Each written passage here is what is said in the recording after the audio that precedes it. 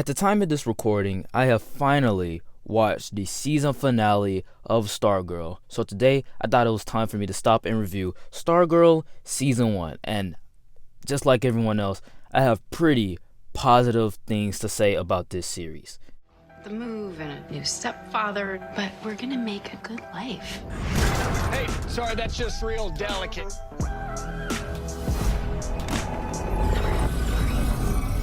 What are you? It's the cosmic staff. It's extremely temperamental. Staff's not supposed to work for anyone except Starman. This has to be the reason the staff lit up. The staff chose me, and I choose you. I never thought there'd be another Starman. Stargirl. Stargirl, new series coming spring 2020 on the CW. This show is just so good, so we have to get into the good. The good thing that comes to mind here is that it's just a great old-fashioned American superhero show. I think the greatest advantage of this was that it was originally on DC Universe. This makes the show more cinematic in a great way, and it helps the show's special effects through a larger budget. I honestly thought Brec Bessinger couldn't have done it. I mean, she had the look, she had the face for it. I don't know if her acting was just great enough to portray this iconic role, and she did it. She is the perfect actress to play Stargirl, and one of the greatest surprises was Pat.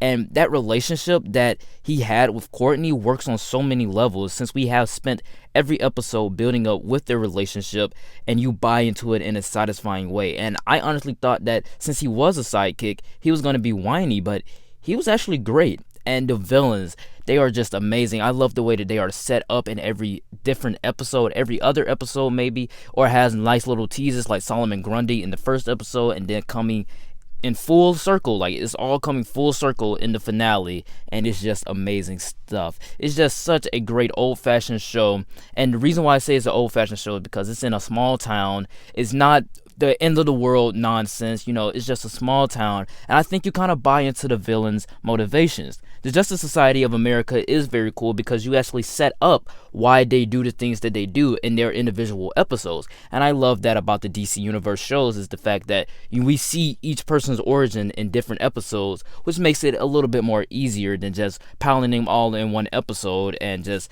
hodgepodging them together.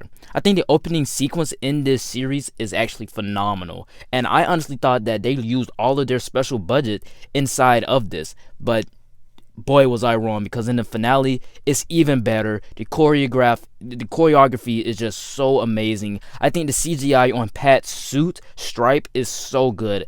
Solomon Grundy, he kind of looks like a video game character, but not like PS2 video game, like PS3 video games, but then again, he was fine. And I think the 13 episode have an advantage because of the fact that you don't have that many episodes, and you're not just stretching out one big plot line for 22 episodes or 23 weeks.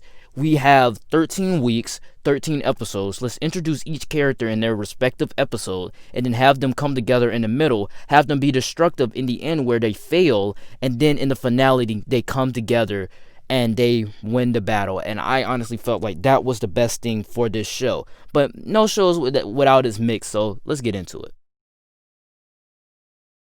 And the mixed thing that comes to mind here is that I wish it wasn't going straight to CW. Honestly, the CW shows at this point have just gotten so convoluted with making the relationships the plot line, making gay rights the plot line, instead of focusing on the characters and their abilities. In Flash, we don't want to see him have a soapy drama. I want to see the Flash run really fast. And Supergirl, I don't want her to have a relationship with William, an underdeveloped character who doesn't have that much chemistry with Kara anyway. I want to see Supergirl fly over the cities of National City or even Earth Prime.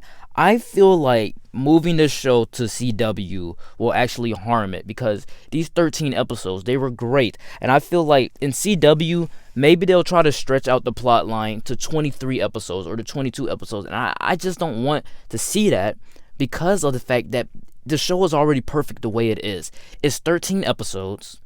In each episode, they introduce a different character, and then they all come together at the end due to Courtney recruiting them. And I feel like that was the best structure for this show. But when you do something like this that's just, blasphemy, and you just stretch this plot line all the way 22 episodes, and then you have, the gay rights storyline, or you have the relationship storyline. I don't think it's going to be as action packed as the first season, and I don't think it's going to be as good as the first season. But that's just my opinion.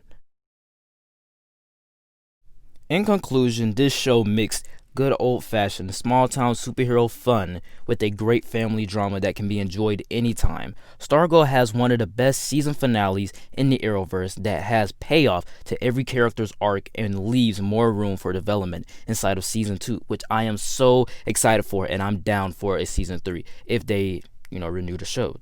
This season is a 10 out of 10 for me and an A+, and I say check it out because it's nothing like what you have seen before inside of the Arrowverse or even in the DC Universe shows. This show leaves with a fantastic cliffhanger. I don't want to spoil it for you, but it's a great cliffhanger, an amazing cliffhanger that actually has payoff to the beginning, even the first episode of the show. And it's just a breath of fresh air. I honestly believe Stargirl has a bright future ahead of her. Alright guys, that is it for the review. Please note that everything that I did say in this video is just my very own opinion, and you are free to comment down below. What did you think of Stargirl Season 1 and the series as a whole? I personally enjoyed the show, and I honestly think that the way that they teased Solomon Grundy throughout the entire season of this show, I honestly believe that it was worth it to see him in the end, even though that CGI was.